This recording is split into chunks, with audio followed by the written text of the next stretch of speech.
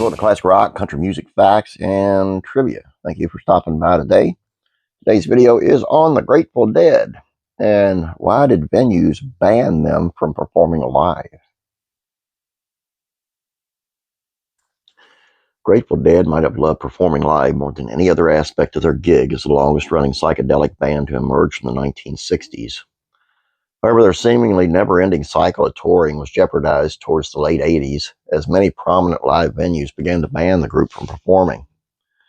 First, there was an issue with the 15,000-seater arena Boston Garden in 1982. That was the band's own fault, as the venue's officials found its members grilling lobster on the fire escape of the arena before the show started. What followed was a spate of bans enforced by the venues and local authorities across the United States between 88 and 90. These venues included the Ventura County Fair in California, which led to fans' petition against the ban en masse 2 weeks after it was announced in 88. Then there was the Dead's traditional California campus circuit with California State University, Stanford, and Berkeley all imposing bans.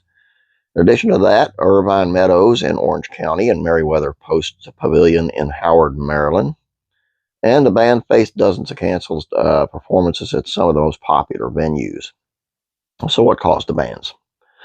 The widespread imposition of bans against Grateful Dead performances followed the explosion in the group's popularity after the release of their 1987 single Touch of Grey, which became their first ever hit single. Seasoned Deadheads were suddenly joined at shows by a whole new generation of devotees, and many of the band's traditional venues could no longer handle the subsequent increases in attendance.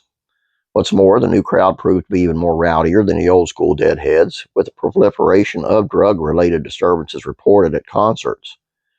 The famous Shakedown Street, a market stall selling psychoactive that fans set up outside venues, became an overwhelming sprawl that police and gig organizers could no longer control.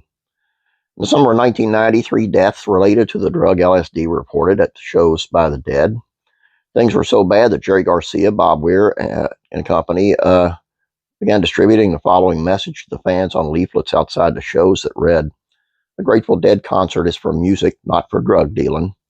The problems we are experiencing mostly have to do with drug dealers outside our shows. It's the most visible, high-profile reason for anybody to have a problem with us. In other words, dealing makes us a target. So please don't buy or sell drugs at any of our shows. We're not the police, but if you care about this scene, you'll end this type of behavior so the authorities will have no reason to shut us down. We're in this together, so thanks." Seems that this warning was heading, and things began to calm down a bit in 91. That was the same year the Dead were allowed back to Boston Garden for the first time since the ban. And they enjoyed a relatively trouble-free time of it during the final 4 years on the road. You know, you don't rack up 2,300 shows by getting banned for good. I never really was into the Dead until that Touch of Grey came out, and I really enjoyed it. Really good band. It's a shame that, well, I guess when you play psychedelic rock, you know, drug thing's going to happen. No excuse. But I don't know if it's a bad thing or a good thing for people to say, we can't handle how many people come to your concert. I mean, if it's you, because I'm like, wow, I'm drawing people. So, you know, it's kind of cool. Anyway, that's all I got for you. I hope you guys enjoyed this. Please don't forget to subscribe, and please like this video.